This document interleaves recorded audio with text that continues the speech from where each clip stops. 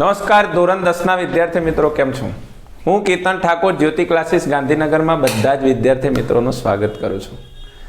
આપણે જે છે ધોરણ 10 ગણિતની અંદર જે છે આપણે એક મુહિમ ચાલુ કરી હતી, જેની અંદર આપણે એક ચેલેન્જ લઈને આવ્યા હતા કે જેની અંદર 14 દિવસ અને 14 ચેપ્ટર, જેની અંદર આજે ચેપ્ટર પૂર્ણ થશે એટલે આપણે જે છે 50% જે છે એ આપણે પૂર્ણ કરીશું, જેની અંદર આપણે 7 દિવસની અંદર આપણે 7 ચેપ્ટર, આજે છે ડે 7, જેની અંદર આપણે ચેપ્ટર નંબર 10 ની વાત કરવા જઈ રહ્યા છે વર્તુળની.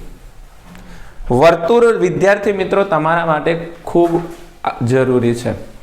એટલા માટે જરૂરી છે કારણ કે એમાંથી સેક્શન સી ની અંદર જે છે 2 પ્રશ્નો પૂછાય છે, એટલે કે 2 દાખલા છે. એક 100% જે છે તમારો પ્રમેય હશે અને એક જે છે એમાંથી એક દાખલો હશે. આ ચેપ્ટર દરેક વિદ્યાર્થી મિત્રોએ કરવાનું છે. આ ચેપ્ટર ક્યાંય રહી ના જવું જોઈએ. 8 માર્ક્સમાંથી 2 પ્રશ્ન સેક્શન સી માં હશે અને 2 પ્રશ્ન તમારા 2 ઓબ્જેક્ટિવ હશે, સેક્શન એ ની અંદર પૂછાશે. તો સેક્શન એ માટે પણ જરૂરી છે અને સેક્શન સી માટે પણ જરૂરી છે. આપણે અત્યાર સુધી જે 7 દિવસ જે છે ચલાવ્યા છે એની અંદર 7 દિવસની અંદર આપણે જો વાત કરીએ તો 7 દિવસની અંદર કુલ જે છે ચેપ્ટરો ચલાવ્યા છે, જેની અંદર chapter number 13, chapter number 14, chapter number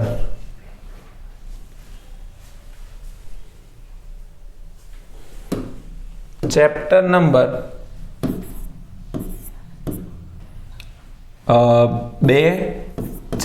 number 3, chapter number 5 અને ચેપ્ટર નંબર 7 નું જે છે અત્યાર સુધીમાં આપણે રિવિઝન કર્યું છે, સોલ્યુશન કર્યું છે, જેના વિડીયો તમને આપણી ચેનલ પર જોવા મળી જશે.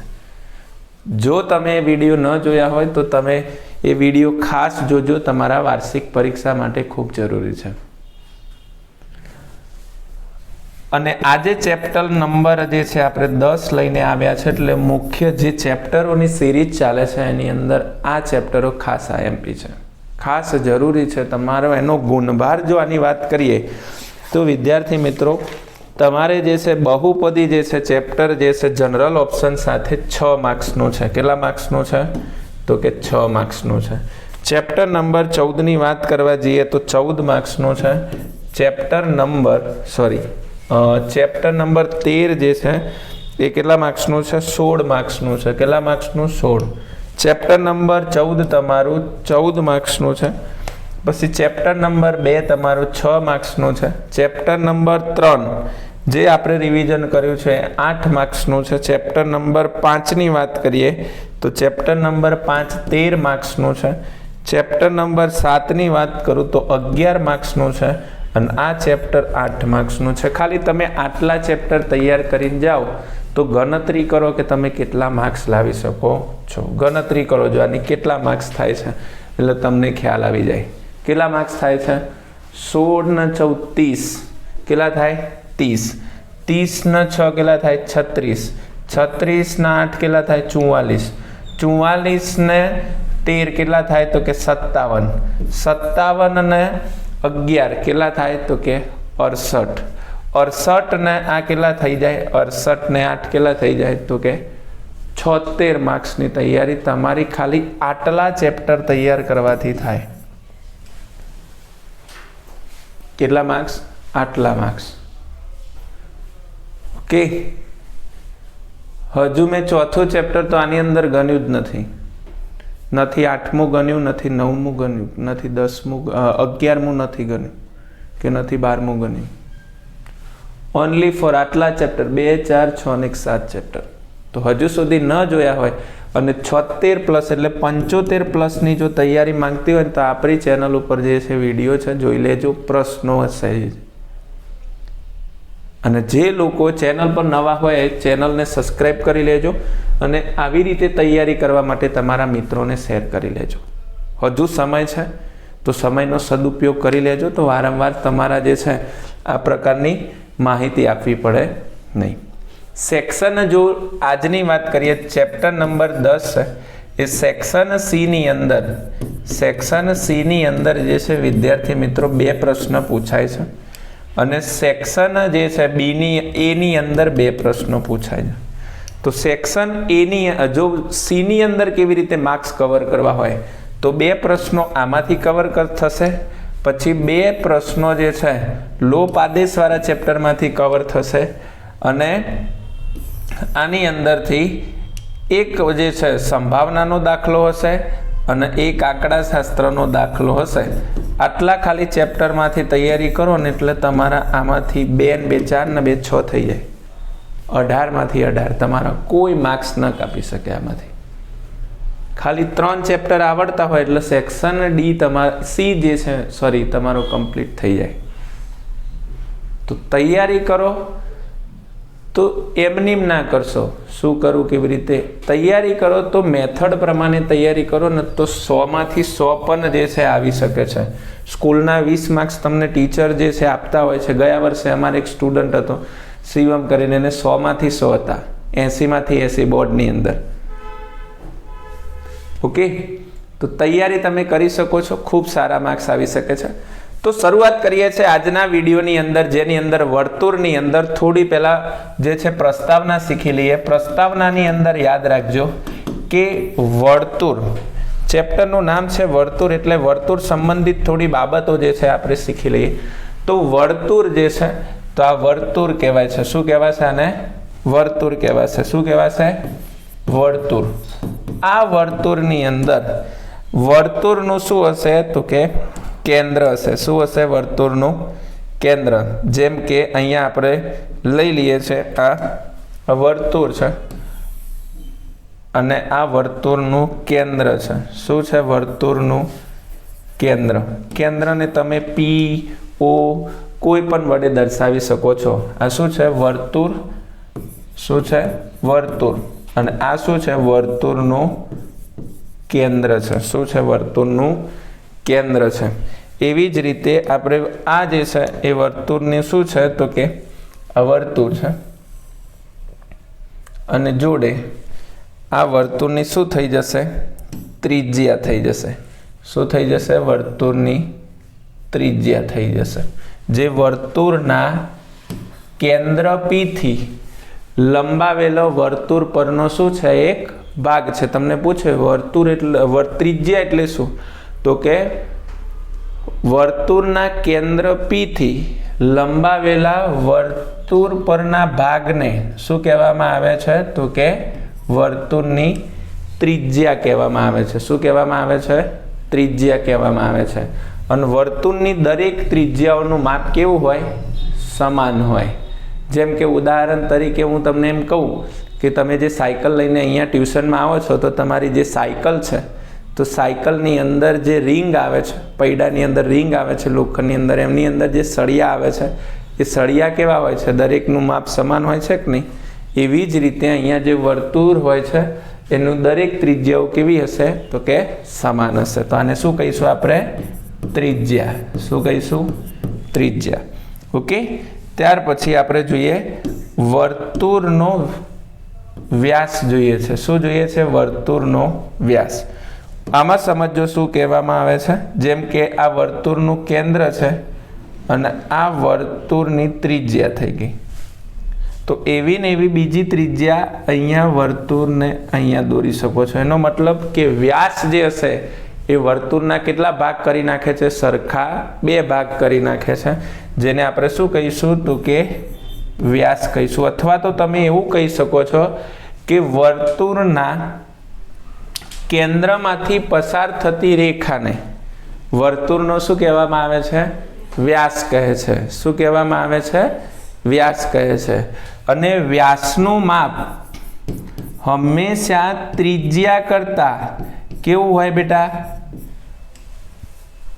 બમણું હોય. કેવું હોય? બમણું. એટલે 2 ગણું હોય. જો ત્રિજ્યા આટલી જ હોય પણ વ્યાસ જો એના 2 ગણો છે કે નહીં? 2 ત્રિજ્યા ભેગી થાય ત્યારે એક શું બને? વ્યાસ બને. શું બને? વ્યાસ બને.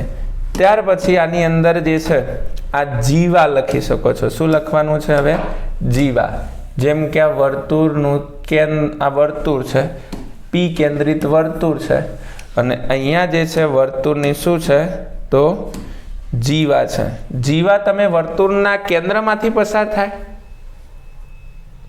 ના. આ જીવા કહી શકો છો. શું કહી શકો છો? જીવા કહી શકો છો. શું કહી શકો છો? આને જીવા. આ જીવા શું નામ છે એનું? AB. હવે તમને એવો પ્રશ્ન પૂછે કે વર્તુળમાં શેનું માપ વધારે હોય? જીવાનું માપ વધારે હોય કે પછી વ્યાસનું માપ વધારે હોય? વ્યાસનું માપ વધારે હોય. તમે જુઓ વ્યાસનું માપ, તો વ્યાસથી જેમ જેમ જેમ દૂર જઈએ ને, વ્યાસથી જેમ જેમ દૂર જઈએ ને તેમ જીવાનું માપ કેવું બનતું જાય? નાનું બનતું જાય. ઉદાહરણ તરીકે હું તમને શીખવાડું કે આ વર્તુળ છે, આ વર્તુળનું કેન્દ્ર છે, આ વર્તુળનું શું છે? વ્યાસ. તો જેમ જેમ વર્તુળના કેન્દ્રથી આપણે દૂર જઈએ તેમ વ્યાસનું માપ કેવું બનતું જાય રલા? નાનું બનતું જાય છે કે નહીં? તમે જો અહીંયા મોટું હતું, જેમ જેમ જેમ જેમ જેમ વર્તુળ તરફ જઈએ છે તેમ તેમ નાનું બનતું જાય છે. બનતું જાય છે કે નહીં? આ વસ્તુ પણ ખાસ તમારા મગજની અંદર ધ્યાન રાખવાની છે. ઓકે, આ વર્તુળનો શું કહેવામાં આવે છે? વ્યાસ શું કહેવામાં આવે છે? સોરી, વ્યાસ જીવા કહેવામાં આવે છે. શું કહેવામાં આવે છે? જીવા કહેવામાં આવે છે. ફરીથી આપણે એક વર્તુળ લઈશું અને એ વર્તુળમાંથી એક આપણે રેખા પસાર કરીશું. અહીંયાથી જો આ એક રેખા પસાર થઈ. શું રેખા? આ પી કેન્દ્રિતમાંથી એક રેખા પસાર થઈ. તો હકીકતમાં અહીંયા સુધી જ હોય, વર્તુળ પરના બિંદુ સુધી જ હોય તો તેને જીવા કહેવાય. પરંતુ વર્તુળમાંથી આમ પસાર થતી એટલે વર્તુળને આમ ચીરીને છેદીને બહાર નીકળી જતી હોય તો એને વર્તુળને શું કહેવામાં આવે છે? છેદિકા કહેવામાં આવે છે. શું કહેવામાં આવે છે? છેદિકા કહે છે. શું કહેવામાં આવે છે? છેદિકા કહેવામાં આવે છે. શું કહેવામાં આવે છે? વર્તુળની છેદિકા. બરાબર. તમને એમ પૂછે કે વર્તુળના બે બિંદુમાંથી પસાર થતી રેખાને શું કહેવામાં આવે છે? વર્તુળની છેદિકા કહેવામાં આવે છે. તમને એવો પ્રશ્ન પૂછે કે વર્તુળના બે બિંદુ સુધી લંબાવેલા ભાગને શું કહેવામાં આવે છે? તો કે જીવા કહેવામાં આવે છે. બરાબર. અને વર્તુળના કેન્દ્રમાંથી પસાર થતી બે સમાન ત્રિજ્યાઓ હોય તો તેને શું કહેવામાં આવે છે? જીવા કહેવામાં આવે છે. તમને ત્રિજ્યા પૂછે તો વર્તુળના કેન્દ્ર P થી વર્તુળ પર લંબાવેલા ભાગને શું કહેવામાં આવે છે?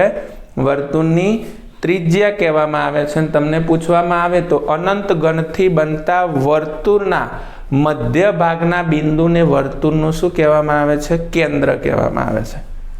છે કે નહીં? બધાની વ્યાખ્યાઓ આવી રીતે યાદ રાખવાની છે. રેડી? આ વર્તુળની શું બની ગઈ? તો કે છેદિકા બની ગઈ. હવે મેન મુદ્દો છે તો કે વર્તુળના, મને તમે બધા કહેજો કે અમે શેની આકૃતિ દોરી? તમે બધા હોશિયાર છો ને અત્યાર સુધી ભણ્યા છો એટલે મારે તમને આ વસ્તુ વારંવાર શીખવાડવાની આવતી નથી, પરંતુ આપણે રિવિઝન કરીએ છીએ તો તમારા માટે જરૂરી છે. આ શું છે? શેનો સ્પર્શક છે? વર્તુળનો સ્પર્શક છે. આ વર્તુળનું કેન્દ્ર છે, આ રેખા XY છે અને આ વર્તુળનો સ્પર્શક છે. શું છે? વર્તુળનો સ્પર્શક. એક સ્પર્શક છે ને વર્તુળને કેટલી વખત સ્પર્શી શકે? એક. આ માની લો કે એક સ્પર્શક છે XY, એ વર્તુળને કેટલી વાર સ્પર્શી શકે? એક જ વાર સ્પર્શી શકે. કેટલી વાર સ્પર્શી શકે? એક જ વાર સ્પર્શી શકે. પરંતુ હું તમને એવો પ્રશ્ન પૂછું, આ મુદ્દો ધ્યાન રાખજો. 1 માર્ક્સની અંદર ઓબ્જેક્ટિવમાં પૂછાય છે. જેમ કે આ વર્તુળ છે રાજા, છે કે નહીં? તમને એવું પૂછવામાં આવે કે ભાઈ વર્તુળને કેટલા સ્પર્શકો હોય? જો પ્રશ્ન અલગ છે આ પૂછો એના કરતાં. તમને હું એમ પૂછું કે વર્તુળના કેટલા સ્પર્શકો હોય તો તમે એમ કહેશો કે વર્તુળનો એક જ સ્પર્શક હોય, તો તમારો જવાબ ખોટો છે. વર્તુળને કેવા સ્પર્શકો હોય બેટા? અસંખ્ય સ્પર્શકો હોય. જેમ કે અહીંયા એક સ્પર્શક સ્પર્શીને ગયો, અહીંયાથી એક સ્પર્શક સ્પર્શીને ગયો, અહીંયાથી એક સ્પર્શક સ્પર્શીને ગયો, અહીંયાથી સ્પર્શક સ્પર્શે છે. તો વર્તુળને અસંખ્ય સ્પર્શકો હોય. કેવા હોય? असंख्य स्पर्शको होय। आ बे प्रश्नों में ध्यान रखजो, हशे एक प्रश्न ऑब्जेक्टिव में तमने हूँ पूछूं कि वर्तुळ ने खाली जग्या स्पर्शको होय तो तमे लखशो के असंख्य, परंतु हूँ तमने एम पूछूं कि एक स्पर्शक वर्तुळ ने खाली जग्या वखत स्पर्शे छे, एक स्पर्शक वर्तुळ ने खाली जग्या वखत स्पर्शे छे तो एक स्पर्शक वर्तुळ ने एक ज वार स्पर्शे छे, परंतु हूँ एम पूछूं कि वर्तुळ ने खाली जग्या स्पर्शको है तो वर्तुळ ने असंख्य स्पर्शको होय। समझाय छे? चलो त्यार पछी नवो मुद्दो, जो दाखलानी शरूआत पछी थाय त्यार पहेला तमारे आ प्रस्तावना शीखवी जरूरी छे, एटला माटे त्यार पछी हूँ तमने एवो प्रश्न पूछूं कि भाई वर्तुळ ने खाली जग्या समांतर स्पर्शको होय, जेम के आ वर्तुळ छे, ओके, तो वर्तुळ ने खाली जग्या समांतर स्पर्शको होय तो वर्तुळ ने समांतर केटला स्पर्शको होय के बे स्पर्शको होय। केटला स्पर्शको होय राजा? बे स्पर्शको तमे वर्तुळ ने समांतर दोरी शको छो, जेम के आ एक स्पर्शक छे अने बीजो समांतर आ स्पर्शक छे, ओके, आ वर्तुळना बे समांतर शुं छे? स्पर्शक छे, परंतु हूँ आवी रीते स्पर्शक दोरवा जाऊं आ रीते तो आ स्पर्शक साचो छे? ना, आ तो स्पर्शक छे, ज्यारे आ वर्तुळनी शुं छे? छेदिका छे, आ तो आ स्पर्शक थया? ना, नथी थया, तो तमारे स्पर्शक क्या दोरवानो छे? आ स्पर्शक छे, जे वर्तुळने बे ज समांतर स्पर्शक होय, त्रीजो समांतर स्पर्शक होय नहीं। समझ्या? त्यार पछी बीजी एक आकृति जेनी अंदर छेल्ली आजनी आकृति जोईए के जेमां आ वर्तुळनुं केंद्र, आ मोटुं केंद्र छे अने आ वर्तुळनुं शुं छे तो के नानुं केंद्र छे, परंतु बंनेनुं जो केंद्र एक ज होय, नाना वर्तुळनुं अने मोटा वर्तुळनुं केंद्र एक ज होय तो तेने समकेंद्री, केवुं? समकेंद्री वर्तुळ कहेवामां आवे छे। केवुं केंद्री वर्तुळ कहेवामां आवे छे? समकेंद्री वर्तुळ कहेवामां आवे छे, ओके।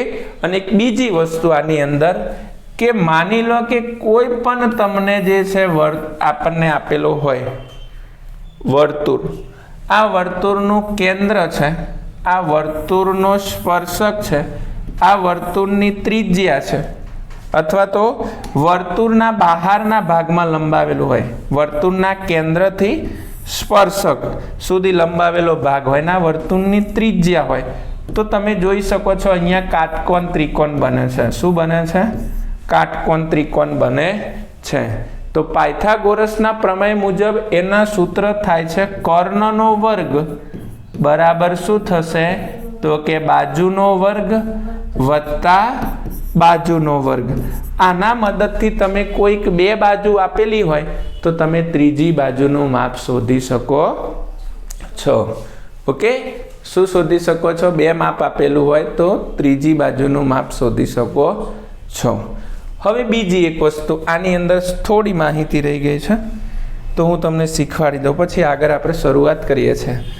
तो मानी लो कि आ वर्तुळनुं केंद्र छे, आ वर्तुळनुं केंद्र छे, आ वर्तुळनो एक सरस मजानो स्पर्शक छे, आ वर्तुळनो स्पर्शक छे।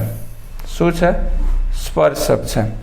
अने आ वर्तुळनी केंद्रथी आ वर्तुळनी त्रिज्या छे ने हकीकतमां आ पी छे, आ एक्स छे, आ वाय छे અને એમ નામ આપી દો તો જ્યારે પણ વર્તુળનો સ્પર્શક હશે અને વર્તુળની ત્રિજ્યા એ એક બિંદુમાંથી ભેગા થતા હશે ત્યારે જે ખૂણો બનશે ને એ હંમેશા લંબ હશે એકબીજાને, એટલે કે ત્યાં ખૂણો કેટલો બનશે?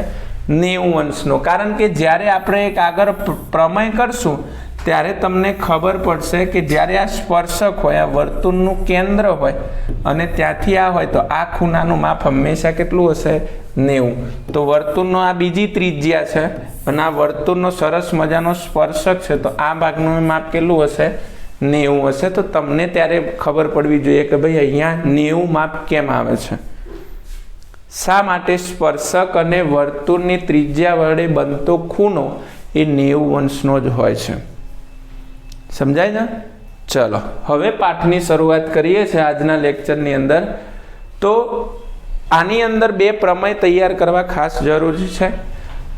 એક પ્રમેયનો સરસ મજાનો આપણે વિડીયો બનાવ્યો છે, જેમાં 1 કલાકના વિડીયોની અંદર આપણે મુખ્ય 4 પ્રમેય જે છે એમાં સરસ મજાના શીખવાડ્યા છે.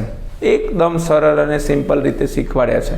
એની લિંક હું ડિસ્ક્રિપ્શનમાં મૂકી દઈશ. જે પણ વિદ્યાર્થીઓએ ન જોયા હોય તો એ વિડીયો જોઈ લેજો, કારણ કે એ 7 માર્ક્સ તમને 1 કલાકની અંદર આપીને જતું રહેશે એ વિડીયો. અને એ વિડીયો જે છે તમારા મિત્રો સાથે પણ શેર કરી દેજો. અહીંયા આપણે વિડીયોમાં 10.1 અહીંયા લખાણ મેં પહેલેથી કરી રાખ્યું છે, કારણ કે લખાણમાં આપણે બહુ સમય બગાડવો નથી. એટલા માટે 10.1 ની અંદર કીધું છે કે વર્તુળના કોઈ બિંદુએ દોરેલા સ્પર્શ બિંદુમાંથી પસાર થતી ત્રિજ્યાને લંબ હોય છે. એટલે કે આ વર્તુળનું કેન્દ્ર છે, એમાંથી દોરેલો જે સ્પર્શક હોય છે XY, એમાંથી સ્પર્શ બિંદુમાંથી આ સ્પર્શ બિંદુ આ છે P થતી પસાર થતી ત્રિજ્યા છે OP, અને કેવો હોય છે? લંબ હોય છે. એટલે કે 90 અંશનો શું બનાવે છે? ખૂણો બનાવે છે. આપણે એવું સાબિત કરવાનું છે. તો જ્યારે પણ પ્રમેય 10.1 કરો તો પક્ષ, સાધ્ય અને શું લખવાનું છે? સાબિતી લખવાની છે. પક્ષની અંદર આપણે લખવાનું છે કે XY એ O કેન્દ્રિત વર્તુળને P બિંદુમાં શું છે? તો કે સ્પર્શતો સ્પર્શક છે. જો આ P બિંદુમાં સ્પર્શતો, અહીંયા સ્પર્શે છે, સ્પર્શતો સ્પર્શક છે. જેથી કરીને અહીંયા આપણને શું બને છે?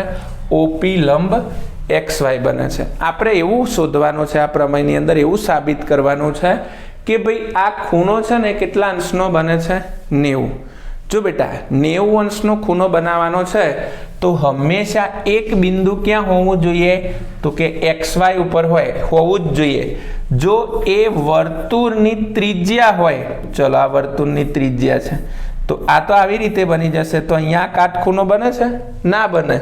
હંમેશા તે વર્તુળની શું હોવું જોઈએ? વર્તુળ છે તો એ વર્તુળના બહારના બિંદુમાં જ હોવું જોઈએ. વર્તુળ અથવા તો વર્તુળ પર હોવું જોઈએ નહીં. ઓકે, આવું આપણે સાબિત કરવાનું છે. એટલા માટે અહીંયા લખ્યું છે તો XY પર P સિવાય બિંદુ Q લેવાનું છે. આપણે શું લેવાનું છે? Q. અને તેને O અને P સાથે શું કરવાનું છે? તો કે જોડવાનું છે.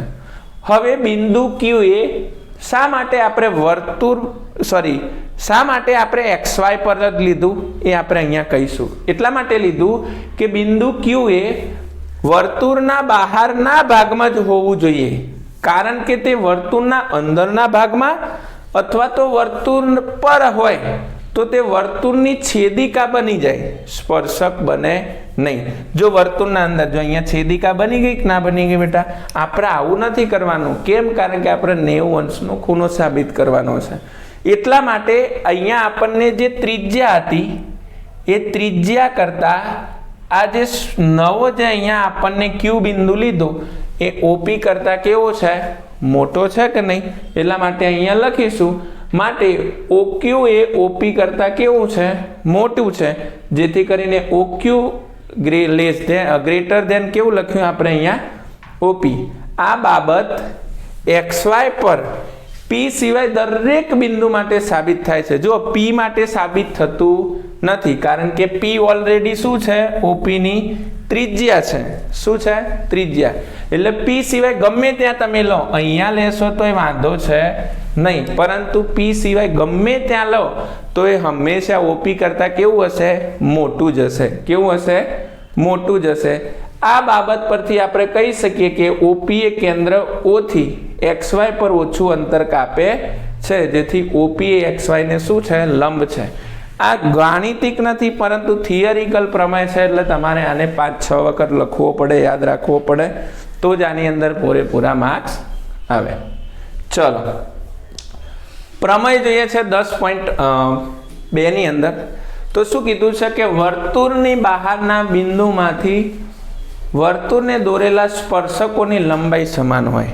જેમ કે અહીંયા જોજો, આ વર્તુળ છે, શું છે? આ વર્તુળ છે. ઓકે, અને વર્તુળની બહારના બિંદુમાંથી દોરેલા બે સ્પર્શકો. બે સ્પર્શકો એક આવા છે, જેમ કે એક આ સ્પર્શક છે,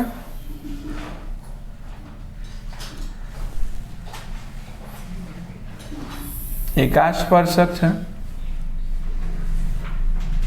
અને એક આ સ્પર્શક છે. આ બંને સ્પર્શકોની લંબાઈ કેવી છે? સમાન છે.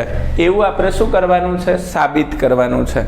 એટલા માટે આને હું નામ આપી દઉં, આને વર્તુળના બહારના બિંદુમાંથી પી નામ આપી દઉં. શું નામ આપી દઉં? પી નામ આપી દઉં. તો આને પીએ અને આને શું નામ આપી દઉં? પીબી. ઓકે, આ વર્તુળનું કેન્દ્ર છે અને વર્તુળના કેન્દ્રને શું નામ આપી દઉં છું? ઓ. હવે અહીંયા વર્તુળની આપણે શું દોરવાની છે? બે ત્રિજ્યાઓ. એક ત્રિજ્યા આ દોરીશ, એક ત્રિજ્યા આ દોરીશ. આ વર્તુળની બંનેની શું થઈ ગઈ? ત્રિજ્યાઓ બની ગઈ. શું બની ગઈ? ત્રિજ્યાઓ બની ગઈ. ઓકે, હવે શું કરું છું? તો કે હું અહીંયા આ ચતુષ્કોણ બની ગયું બેટા, 4 ખૂણાઓ વાળું ચતુષ્કોણ બની ગયું. હવે ચતુષ્કોણને હું બે ભાગની અંદર અહીંયાથી વેચી નાખું છું. કેટલા ભાગની અંદર વેચી નાખું છું? બે ભાગની અંદર વેચી નાખું છું. તો હવે આ એક ઉપરનો ત્રિકોણ બની ગયો ને હવે અહીંયા એક નીચેનો ત્રિકોણ બની ગયો. ઓકે, શું બની ગયું? ઉપરનો ત્રિકોણ અને નીચેનો ત્રિકોણ, બે ત્રિકોણ બની ગયા. હવે આ બે ત્રિકોણની અંદર આપણે સમાન જે હશે ને એને આપણે શું કરીશું? તો કે સાબિત કરીશું. જેમ કે આ એક ત્રિકોણ અને આ બે ત્રિકોણ માટે. ઓકે, હવે અહીંયા પક્ષ સાધ્ય ને આપણે શું લખીશું? સાબિતી. પક્ષ લખાવો જો મને કોઈ. શું લખાવશો? તો કે ઓ કેન્દ્રિત વર્તુળ, ઓ કેન્દ્રિત વર્તુળના બહારના ભાગમાંથી, શું? બહારના ભાગમાંથી દોરેલા સ્પર્શક પીએ અને પીબી છે. આ સ્પર્શકો સમાન છે ને એવું આપણે સાબિત કરવાનું છે. એટલે આપણે પીએ બરાબર શું લખી નાખીશું? પક્ષ પછી સાધ્ય. સાધ્યમાં શું લખીશું? પીએ બરાબર પીબી.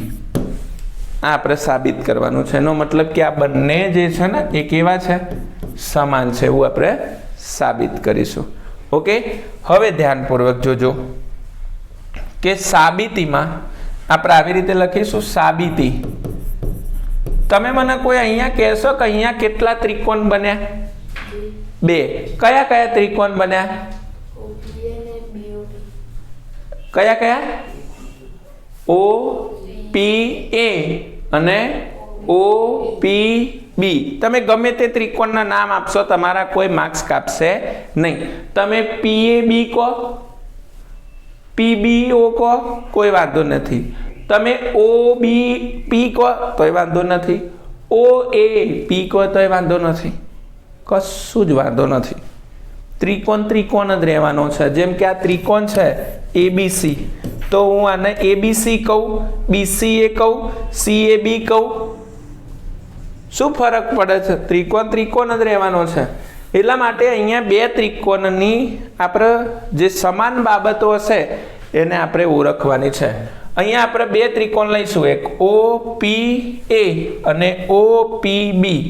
ત્રિકોણ ઓ પી એ અને ત્રિકોણ ઓ પી બી માટે શું કરવાનું છે? વિચારતા આટલું લખવાનું છે. ઓકે, અહીં મારા પ્રમાણે મને જે નામ ગમે એમ લીધા છે. તમારી અહીંયા પી ક્યુ અને પી વાય લો તો મને કંઈ ફરક પડતો નથી. હવે તમે જોજો અહીંયા જુઓ, વર્તુળની અંદર આ ત્રિકોણ તમે જોશો, આ જે ઉપરનો ત્રિકોણ જોશો તો ઉપરનો ત્રિકોણ કેવો ત્રિકોણ છે? કાટકોણ ત્રિકોણ છે. મને કેવી રીતે ખબર પડી કે કાટકોણ ત્રિકોણ છે? કારણ કે હમણાં જ મેં સમજાયું કે જ્યારે સ્પર્શક અને ત્રિજ્યાથી જે કોઈ ખૂણો બનતો હોય તો એ ખૂણો કેટલા અંશનો હોય? 90 અંશનો હોય. એનો મતલબ કે આ કઈ શરત પ્રમાણે આપણે લખીશું કા ક બા. આટલું યાદ રાખવાનું કે ભાઈ આ 10.2 પ્રમાણે પૂછાય કાકબા શરત યાદ રાખવાની. કઈ શરત? કાકબા. તો પહેલો કયો ખૂણો બનાવવાનો? કા એટલે કાટખૂણો. બંનેમાં કાટખૂણા કોણ છે? એ અને ખૂણો બી. પણ લખાણ ખૂણો એ બરાબર ખૂણો બી લખી શકાય નહીં. એને આવી રીતે લખવાનું PAB અને PBO. PBO અહીંયા લખું છું ખૂણો. શું લખું છું? ખૂણો PBO બરાબર ખૂણો P.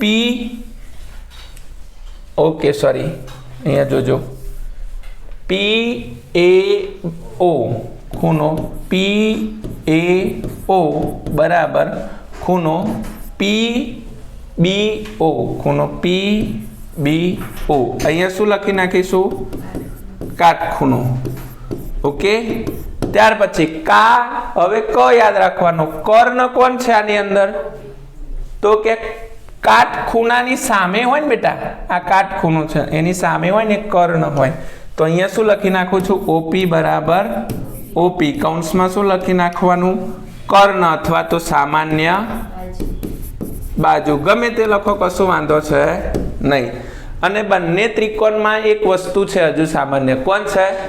ત્રિજ્યા. જો આ વર્તુળની બંને ત્રિજ્યાઓ બંને ત્રિકોણમાં કેવી છે? સમાન છે. એટલે OA અને OB. OA બરાબર શું થશે? OB. અહીંયા શું લખવાનું? તો કે વર્તુળની ત્રિજ્યા. જેથી કરીને અહીંયા લખીશું કે કાકબા શરત મુજબ. કઈ શરત મુજબ? કાકબા શરત મુજબ બંને કાકબા શરત મુજબ શું થાય છે? સાબિત થાય છે કે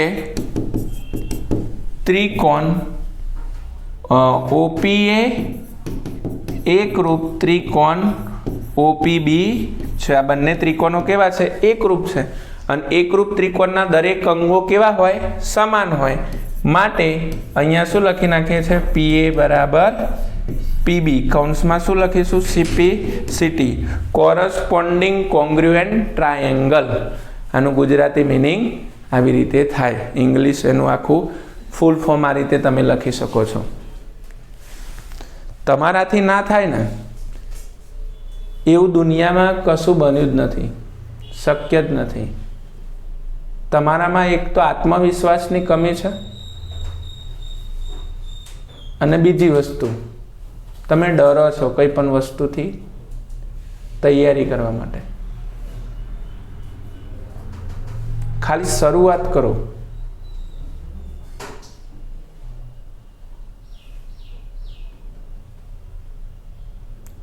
જે લોકો મહેનત કરવાથી ડરે છે ને જીવનમાં ક્યારેય આગળ નથી આવતા. હું ભણવા બાબતની વાત નથી કરતો, દરેક બાબતની વાત છે. નાનું બાળક હોય ને રાજા, એ તમારા ઘરમાં કોઈ નાના બેન હોય અથવા તો કોઈ ભત્રીજી હોય, તમે જોજો 9-1 મહિનાનું થાય ને એટલે પછી દોડવાનું ઊંચું પડે ખરું, નાકે છોલાઈને, કપાળે છોલાઈને ઢીંચું એ થઈ જાય ટૂંકમાં. પણ તું જે નીચે બેસીને ભાંખડીએ બેસીને ચાલવાનું કરે એ પછી ઊભું થતે ડરે છે? નહીં ડરતું. ખબર છે પડે તો પડે, એમાં શું? ઊભું થાય પાછું પડે, ઊભું થાય પાછું પડે. પરંતુ જ્યાં સુધી તે 2 પગે ચાલવાનું શરૂઆત નથી કરતું ત્યાં સુધી તે હાર માનતું નથી. તો તમે કેમ હાર માનો છો? તમે તો એનાથી કેટલા બધા મોટા છો, 15 વર્ષ મોટા છો. દુનિયામાં કોઈ અનપોસિબલ વસ્તુ જ નથી. ઇમ્પોસિબલ, શક્ય જ નથી જે તમને ના આવડે. શરૂઆત કરવાની. દુનિયા શું કહે છે એનાથી આપણને કંઈ ફરક ના પડવો જોઈએ. મહેનત એટલી સાયલેન્ટ રીતે કરવાની કે જ્યારે તમારું પરિણામ આવે ને એટલે એ શોર મચાઈ દે, બૂમ પડાવી દે દુનિયામાં. અને પછી નીચે લખવાનું બંકાનું રિઝલ્ટ આવી ગયું છે એમ. ઓકે, આ રીતે પ્રમેય જે છે સાબિત થાય છે આપણો. હવે થોડા દાખલાઓ છે અત્યારે જે છે આપણે જે પણ પ્રમેયો જોયા હવે એના દાખલાઓ છે તો કે 5 સેમી ત્રિજ્યાવાળા વર્તુળના કોઈ બિંદુ P આગળ દોરેલા એક સ્પર્શક PQ કેન્દ્ર O માંથી પસાર થતી રેખાને Q બિંદુમાં છેદે છે તો OQ બરાબર 12 સેમી હોય તો PQ ની લંબાઈ શોધો. જ્યારે પણ આવા પ્રકારનો જો 3 માર્ક્સની અંદર દાખલો પૂછાય તો ખાસ ધ્યાન રાખવાનું કે તમને એનું લખાણ આવડતું હોવું જોઈએ, બાકી બધું જે છે તમારા માટે સહેલું જ છે. અહીંયા શું કીધું છે કે ભાઈ વર્તુળ કેવું કેન્દ્રિત છે? કેન્દ્ર O માંથી. તો આપણે પહેલા જેમ કીધું હોય ને એમ આપણે કરી નાખીએ. આ O કેન્દ્ર વાળું વર્તુળ છે. હવે જેમ એમને કીધું છે ને તેમ આપણે આગળ વધીએ. શું કીધું છે? 5 સેમી ત્રિજ્યા વાળા વર્તુળના 5 સેમી ત્રિજ્યા વાળું એટલે આપણે હંમેશા આ દાખલો પૂછાય ને તો કાટકોણ ત્રિકોણ જ બનાવવાનો છે. 5 સેમી ત્રિજ્યા વાળા વર્તુળના કોઈ બિંદુ P આગળ દોરેલો સ્પર્શક. કયો બિંદુ આગળ? P બિંદુ આગળ દોરેલો સ્પર્શક. જો અહીંયા માની લો કે હવે આ સ્પર્શક છે. શું છે?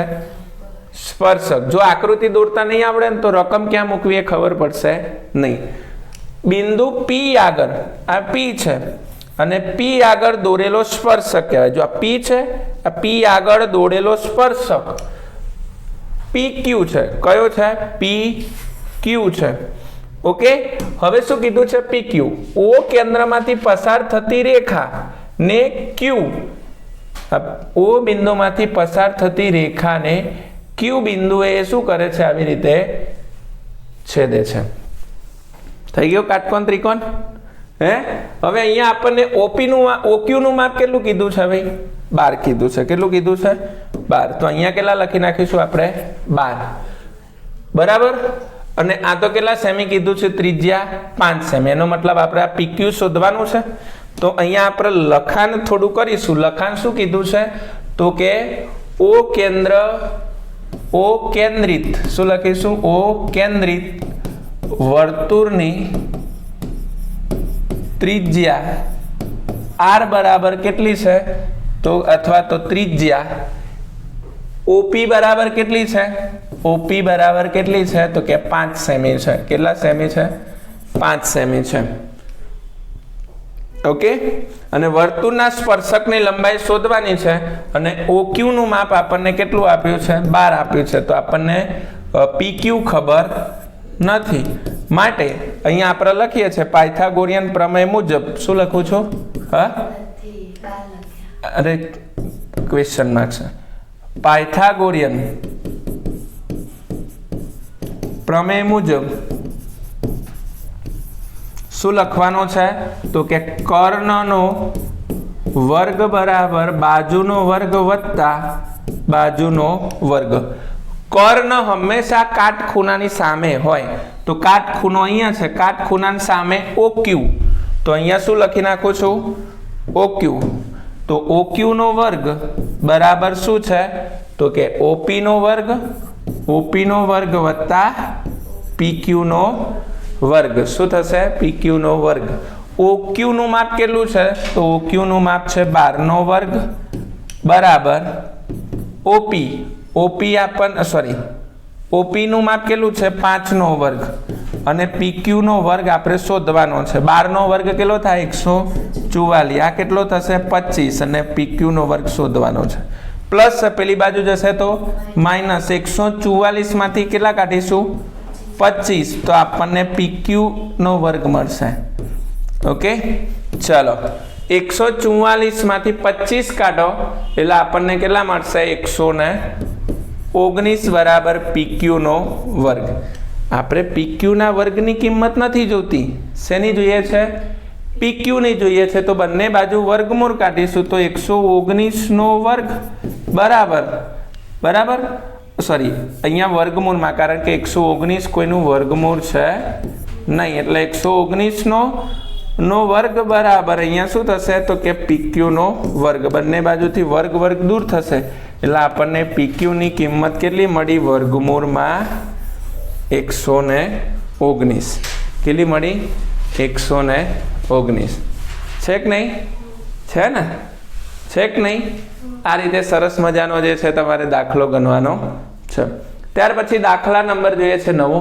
તો કે બિંદુ Q માંથી દોરેલા સ્પર્શકની લંબાઈ 24 છે અને વર્તુળના કેન્દ્રથી તેનું અંતર 25 સેમી છે, તો વર્તુળની ત્રિજ્યા કેટલી થાય?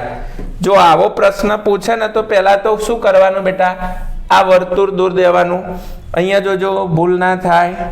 આ વર્તુળનું કેન્દ્ર આપણે તો શું દોર દેવાનું, પહેલા આવો પ્રશ્ન પૂછે તો આપણે આ જ વસ્તુ કરવાની. લો કાટકોણ ત્રિકોણ પહેલા બનાવી જ દેવાનું. આ ચેપ્ટરમાં 43-44 નંબરનો પ્રશ્ન હશે સેક્શન સી માં. કયા નંબરનો? 43 અને 44 નંબરનો ક્વેશ્ચન હશે. હવે એક વસ્તુનું ખાસ ધ્યાન રાખો રાજા, અહીંયા જો બધા બે દાખલા છે ને 43-44 વચ્ચે, તો બંને વચ્ચે દ્રષ્ટિહીનના બે પ્રશ્નો મૂકેલા હશે. તો ભૂલથી દ્રષ્ટિહીનના લખીને ના આવતા, કારણ કે આ બીજું વર્ષ છે જેમાં દ્રષ્ટિહીનના પ્રશ્નો વચ્ચે મૂકે છે. ગયા વર્ષે અમારે એક છોકરો હતો ને, એ દ્રષ્ટિહીનના 2-3 પ્રશ્નો લખીને આવતો રહ્યો તો ઉતાવળમાં. પછી મને કે સાહેબ આ પ્રશ્નોના જવાબ તો બહુ સહેલા હતા. એટલે તારા માટે નતા રાજા, એ સેક્શન દ્રષ્ટિહીન વિદ્યાર્થીઓ માટે હતા, કે ન જોઈ શકતા હોય એવા વિદ્યાર્થીઓ માટે હતા, તારા માટે નહીં. તું તો જોઈ જ શકતો હતો ને, તો એ બાબતે કન્ફ્યુઝન થતા નહીં. અને જો લાગે કન્ફ્યુઝન તો જે પણ સુપરવાઇઝર હોય સુપરવાઇઝરને પૂછવાનું કે સાહેબ આ દ્રષ્ટિહીન વાળો પ્રશ્ન ઉપરનો છે કે નીચેનો છે. ત્યાં ખચકાટ રાખવાની નહીં. ના ખબર પડે કોઈ પણ વસ્તુમાં, પુરવણી ભરવામાં, લખવામાં, પછી બધી ડિટેલ ફિલ કરવામાં કોઈ પણ બાબતની તમને તકલીફ પડે, પ્રશ્નમાં ન સમજાય તો એ પણ એને સામે બોલાવાના કે સાહેબ શ્રી આવો, મારે જરૂર છે, મને આમાં ખ્યાલ પડતો નથી, આમની અંદર હું શું ડિટેલ ફિલઅપ કરું, તો તમને બધી જ માહિતી આપશે. ત્યાં પણ ગભરાશો અથવા તો ડરશો ને એવું કંઈ નહીં. બોર્ડનો મતલબ એવો ના હોય કે જેમાં સુપરવાઇઝર અને સ્કોડ આવે ને એના માથે શિંગડા હોય. તમારા મારા જેવા સિમ્પલ જ હોય. હા, પરંતુ બોર્ડની પરીક્ષાની અંદર જે છે, તમે તૈયારી માટે બેઠા હોય તો તમે કેટલી તૈયારી કરી છે આખા વર્ષની અંદર, એ તમારા માટેની કસોટી છે. બરાબર? અત્યાર સુધીની જે પરીક્ષાઓ તમારા પોતાના જ સ્કૂલમાં આપી હતી, આની અંદર ક્યાં આવશે, કોણ પેપર ચેક કરશે, એ તમને કશો ખ્યાલ હોતો નથી. તો ગભરાવાની જરૂર નથી.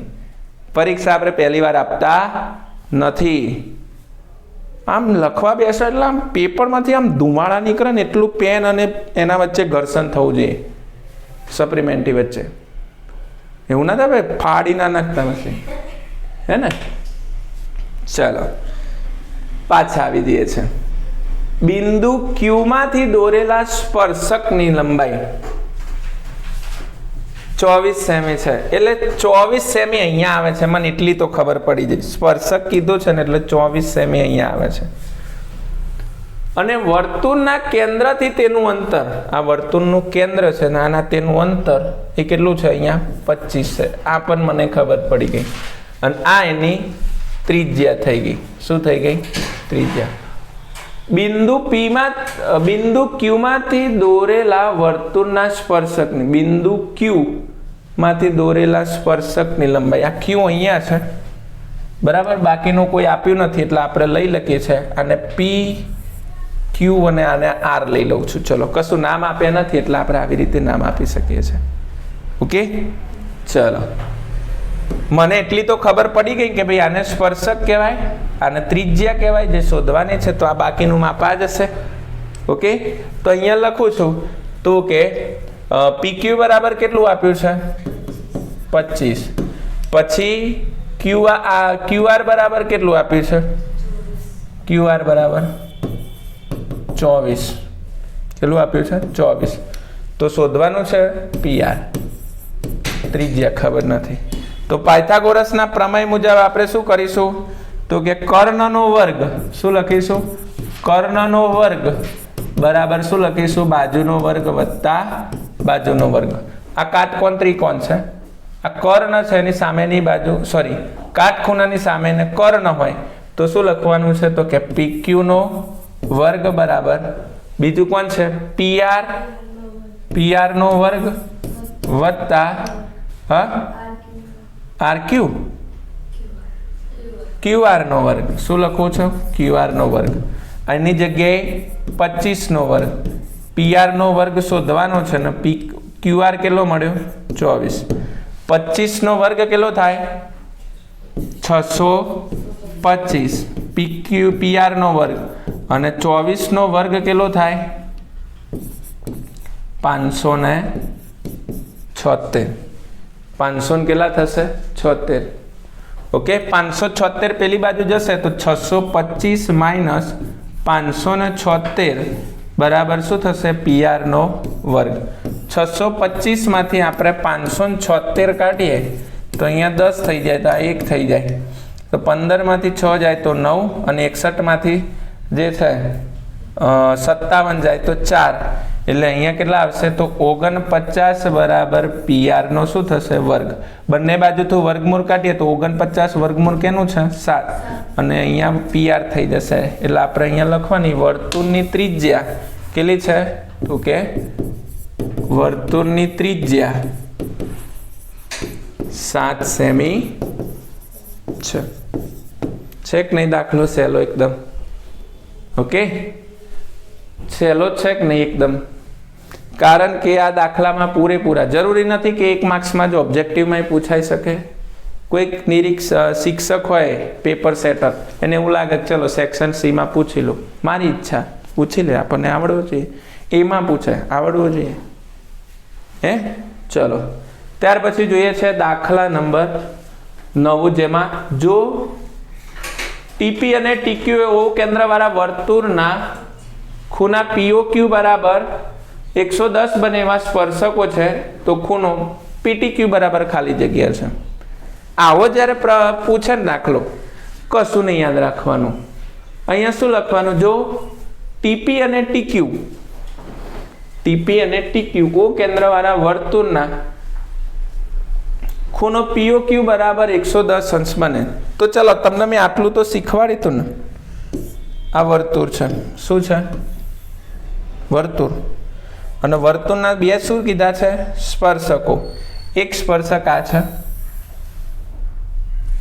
એક સ્પર્શક આ છે. છે કે નહીં રાજા? એમાં શું કીધું છે? TP. તો અહીંયા લખી નાખીએ TP, અને આને લખી નાખું T, અને આ લખી નાખું Q. આ O કેન્દ્રિત વર્તુળ છે. કેવું કેન્દ્રિત વર્તુળ છે? O કેન્દ્રિત વર્તુળ છે, જેને અહીંયા હું લખી નાખું આ રીતે. આ વર્તુળની બંને શું થઈ ગઈ? ત્રિજ્યાઓ. હવે શોધવાનું શું કીધું છે રાજા? એ વસ્તુ જોઈ લઈએ. ઓકે, શું કીધું છે? ખૂણો P, આ P, આ O અને આ Q. એટલે કે આ ખૂણા O નું માપ કેટલું આપ્યું છે? 110. તો શોધવાનું શું છે? PTQ, એટલે કે આ ખૂણો શોધવાનો છે. તમને આવી રીતે પૂછે કે ભાઈ ખૂણો PTQ, તો તમારે ખબર કઈ રીતે શું પડે કે P શોધવાનો, Q શોધવાનો કે T શોધવાનો? કોઈ કહેશે મને? બોલો. હા, જે વચ્ચે આપેલો હોય ને એની કિંમત આપણને શોધવાનું કીધું. હું એમ કહું કે ખૂણો ABC, તો તમને ખબર પડી જાય કયા ખૂણાની વાત કરી છે? B ની વાત કરી છે. અહીંયા તમને જો ખૂણો POQ કીધું, તો મને ખબર કેવી રીતે પડી કે ભાઈ અહીંયા O ની જગ્યાએ જ 110 મૂકવાના? તો કે જે વચ્ચેની હોય ને એની જગ્યાએ મૂકવાના. અત્યારે આ નાની નાની બાબતો મારે શીખવાડવી પડે છે. વિચાર કરો. હવે અહીંયા તમારે ધ્યાન રાખો કે તમને મેં પ્રમેયની અંદર શરૂઆત થઈ ત્યારે શીખવાડ્યું હતું કે આ ખૂણો હંમેશા જ્યારે 90 અંશનો હોય, આ ખૂણો પણ કેટલા અંશનો હોય? 90 અંશનો. હવે આ ખૂણો શોધવો સહેલો પડી જાય કે નહીં? કારણ કે આ કયું બને છે? ચતુષ્કોણ બને છે કે નહીં? ઓકે, ચતુષ્કોણ બને છે કે નહીં રાજા? એટલે હા તો બોલો. હા એમ. તો અહીંયા લખું છું ચતુષ્કોણના બધા ખૂણાનો સરવાળો બરાબર કેટલા થશે રાજા? ચતુષ્કોણના બધા ખૂણાનો સરવાળો કેટલો થાય? 360. સરસ. 300 કેટલા થાય? 60. ત્રિકોણ હોય તો 180, પંચકોણ હોય તો 500.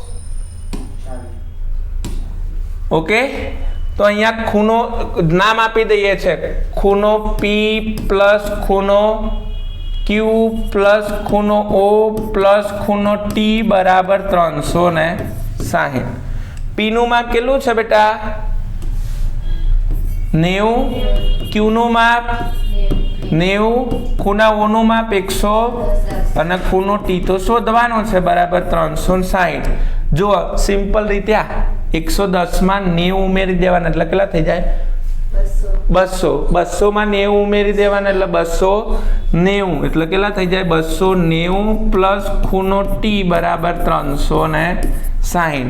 હવે જોજો શું થશે તો કે ખૂણા ટી ના રાખવું, અહીંયા આ પ્લસ આ બાજુ આવી જાય તો માઇનસ. 360 માંથી કેટલા જાય? 290 એટલે ખૂણો ટી બરાબર કેટલા મળી જાય? બોલો તો 70 અંશ મળી જાય ને? કેટલા અંશ મળી જાય? 70 અંશ મળી જાય. સરસ મજાનો દાખલો. જો 1 માર્ક્સમાં પણ પૂછે ને તો એ આવડતો હોવો જોઈએ. જે પણ ઓનલાઈન વિડીયો જોવે છે એમના દાખલામાં ખબર પડી હોય ને તો સરસ મજાની એક લાઈક નાખી દેજો અને કોમેન્ટમાં કહેજો કે સાહેબ ખબર પડે છે. ઓકે, ચલો જોઈએ છે નવા દાખલાની અંદર, જેની અંદર અહીંયા આપણને એક આપ્યું છે કે ઓ કેન્દ્રવાળા વર્તુળને બિંદુ પી માંથી દોરેલા સ્પર્શકો પીએ અને પીબી વચ્ચે 90 અંશનો ખૂણો રચાતો હોય તો આપણે ખૂણો POA બરાબર ખાલી જગ્યા થાય. આગળના દાખલાની જેમ જ છે, કશું નથી કરવાનું. જેમ મારે હવે જોડવું પડશે ને બધું. ચલો હવે શું થશે તો કે ભાઈ અહીંયા ઓ કેન્દ્રવાળું વર્તુળ છે. શું છે? ઓ કેન્દ્રિત વર્તુળ છે. આ તમારું થઈ ગયું ઓ કેન્દ્રિત વર્તુળ અને એના બે સ્પર્શકો છે.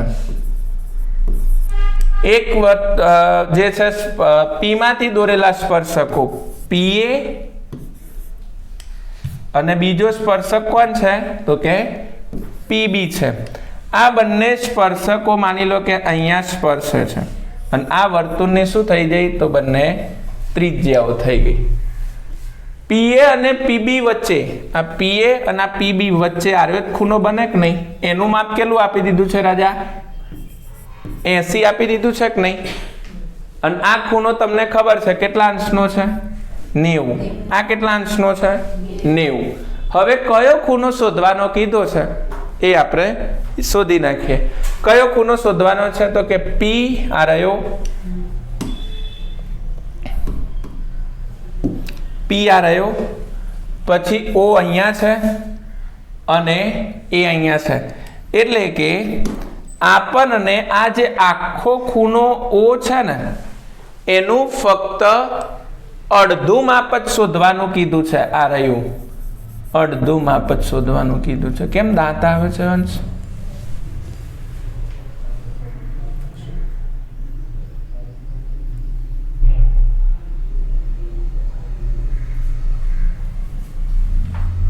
આપણને અડધો ખૂણો જ શોધવાનો કીધો છે. તો આપણે શું કરી નાખીએ? પેલા આખો ખૂણો શોધી નાખીએ અને પછી એના અડધો ભાગ કરી નાખીશું. આગળના દાખલાની જેમ કોઈ જ નવી આપણે રીત અપનાવી નથી. એટલે અહીંયા હું લખું છું ત્રિકોણના બધા ખૂણાનો સરવાળો, ચતુષ્કોણના શું કરું છું? ચતુષ્કોણના બધા ખૂણાનો સરવાળો બરાબર કેટલા લખી નાખું છું? 360 લખી નાખું છું. હવે ખૂણો અહીંયા લખું છું A પ્લસ ખૂણો B પ્લસ ખૂણો P પ્લસ ખૂણો O બરાબર 360. ખૂણા A નું માપ કેટલું છે રાજા? 90. ખૂણા B નું માપ 90. ખૂણા P નું માપ 80 અને ખૂણો O ખબર નથી બરાબર 360. 90 + 90 180. 180 માં હું 80 ઉમેરું તો 260 પ્લસ ખૂણો O બરાબર 360. 260 આ બાજુ આવી જાય એટલે 360 માઇનસ 260 તો ખૂણો O બરાબર કેટલો મળ્યો? 100. સાહેબ 100 તો જવાબ જ નહીં, પણ મેં હમણાં જ કીધું 100 ના હજુ આપણે શું કરવાના છે? અડધા એટલે અહીંયા આપણે 100 ના અડધા કરીએ તો ખૂણો ડાયરેક્ટ જ આપણને POA બરાબર કેટલા મળી જશે 50 કેટલા મળી જશે 50 મળી જશે સમજાયું શું મળી ગયું 50 મળી ગયું ખબર પડે શું કહું છું આ રીતે જે છે સરસ મજાનો આનો જવાબ આપવાનો છે રેડી ચલો નવો દાખલો જોઈએ છે જેની અંદર કીધું છે કે વર્તુળના કેન્દ્રથી 5 સેમી અંતરે આવેલું બિંદુ A થી જો અહીંયા જેમ કીધું છે ને A થી દોરેલા સ્પર્શકની લંબાઈ 4 હોય તો વર્તુળની ત્રિજ્યા શોધો અહીંયા જોજો આવા દાખલા પણ 3 માર્ક્સની અંદર પૂછાય છે જેમ કે આ વર્તુળ છે આ વર્તુળનું કેન્દ્ર છે અહીંયા જોતા રહેજો રાજા આ વર્તુળનું કેન્દ્ર છે બરાબર વર્તુળના કેન્દ્રથી 5 સેમી અંતરે શું કીધું છે વર્તુળના કેન્દ્રથી 5 સેમી અંતરે ચલો આ 5 સેમી અંતર અહીંયા હશે દોરેલા સ્પર્શકની લંબાઈ આ દોરેલો સ્પર્શક અહીંયા છે આ સ્પર્શક છે આ સ્પર્શક છે અને તેની લંબાઈ કેટલી છે તો કે 4 છે કેટલી છે 4 છે તો વર્તુળની ત્રિજ્યા એટલે આ ત્રિજ્યા અહીંયા બનશે અને એની ત્રિજ્યા આપણે શું કરવાની શોધવાની છે જો અહીંયા શું લખ્યું છે વર્તુળના કેન્દ્ર અહીંયા હું નામ આપી દઉં છું અહીંયા A તો શું છે વર્તુળના કેન્દ્રથી આપણને અહીંયા જે છે આપણને અહીંયા સુધી જો વિડીયો જે છે ને આપણે સ્ટોપ કરો બધા જ લોકો જાતે દાખલો ગણો કે ભાઈ કર્ણનો વર્ગ શું છે કર્ણનો વર્ગ બરાબર શું થાય તો કે બાજુનો વર્ગ વત્તા બાજુનો વર્ગ કર્ણ કોણ છે તો કે AC નો વર્ગ બરાબર કોણ છે તો કે BC નો વર્ગ વત્તા BA નો વર્ગ કર્ણ કોણ છે તો કે 5 નો વર્ગ BC આપણને ખબર નથી શોધવાનો છે અને BA આપણને કેટલો મળ્યો 4 નો વર્ગ 5 નો વર્ગ 25 BC નો વર્ગ ખબર નથી 4 નો વર્ગ કેટલો થાય 16 પેલી બાજુ જશે તો 25 માઇનસ 16 બરાબર BC નો વર્ગ 25 માંથી 16 જાય તો કેટલા વધે 9 વધે તો 9 કોનું વર્ગમૂળ છે 3 નું એટલે આપણને BC નું માપ મળી ગયું સરસ મજાનું છે કે નહીં આ રીતે સરસ મજાનો દાખલો કરવાનો છે ત્યાર પછી અહીંયા દાખલો જોઈએ છે મોસ્ટ આઈએમપી વાર્ષિક પરીક્ષાની અંદર વારંવાર પૂછાતો દાખલો છે અને અહીંયા બેઠેલા દરેક વિદ્યાર્થી મિત્રોને આ દાખલો આવડતો જ હોવો જોઈએ શું થતો હોવો જોઈએ આવડતો જ હોવો જોઈએ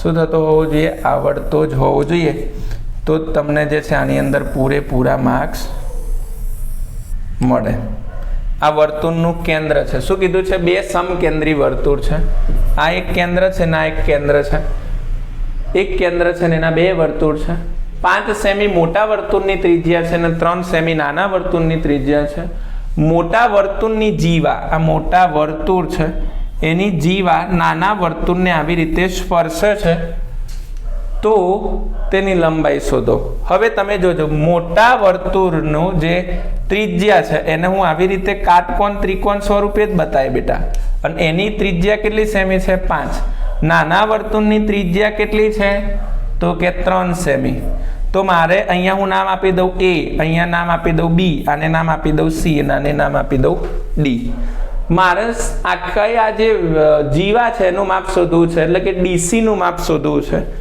તો મને BC નું માપ મળી જાય એટલું જ શેનું હશે માપ BD નું હશે અને બંનેનો સરવાળો કરી દઉં એટલે મને જીવાનું માપ મળી જશે કે નહીં મળી જાય ઓકે તો પહેલા કાટકોણ ત્રિકોણના જે પાયથાગોરસના પ્રમેય મુજબ હું BC નું માપ શોધી નાખું તો અહીંયા હું લખું છું કે મોટા વર્તુળની ત્રિજ્યા અહીંયા લખું છું મોટા વર્તુળની ત્રિજ્યા કેટલી છે તો કે 5 સેમી છે અને નાના વર્તુળની ત્રિજ્યા કેટલી છે તો કે 3 સેમી છે કેટલા સેમી છે 3 સેમી છે માટે કર્ણનો વર્ગ બરાબર શું લખું છું બાજુનો વર્ગ વત્તા બાજુનો વર્ગ કર્ણ એટલે કે AC નો વર્ગ બરાબર AB નો વર્ગ વત્તા BC નો વર્ગ. કર્ણ કોણ છે તો કે 5 નો વર્ગ, AB આપણને ખબર છે 3 છે તો 3 નો વર્ગ વત્તા BC એટલે કેટલા થશે તો શોધવાનું છે. 5 નો વર્ગ 25, 3 નો વર્ગ 9 વત્તા BC નો વર્ગ. 9 આ બાજુ આવશે એટલે પ્લસ ના શું થઈ જશે માઇનસ થશે, જેથી કરીને 25 માંથી 9 જાય તો 16 એટલે BC નું માપ કેટલું મળ્યું તો કે 4 મળ્યું. કેટલું મળ્યું 4 મળ્યું. એટલે આ જો 4 હોય તો આ એ કેટલા હશે 4 જ હશે. એટલે અહીંયા આપણે કરી નાખીએ છીએ તો કે DC બરાબર 4 વત્તા 4 એટલે કેટલા થઈ જશે 8 સેમી થઈ જશે. કેટલા સેમી થઈ જશે 8 સેમી થઈ જશે. ત્યાર પછી નવો દાખલો જોઈએ. નવા દાખલાની અંદર ખાસ ધ્યાન રાખજો કે ભાઈ આ દાખલો પણ વાર્ષિક પરીક્ષાની અંદર અઢળક વખત જે છે પૂછાયો છે અને પૂછાવાની સંભાવના છે. આ દાખલો તૈયાર કરવો હોય ને તો હું પેટર્ન શીખવાડું ને પેટર્ન યાદ રાખજો રાજાયા. અહીંયા જુઓ, અહીંયા શું છે A B C અને D છે. તો તમારે પહેલા A અને C ના સ્પર્શકો શોધી લેવાના, પછી આના સ્પર્શકો શોધી લેવાના, B અને D ના સ્પર્શકો શોધી લેવાના.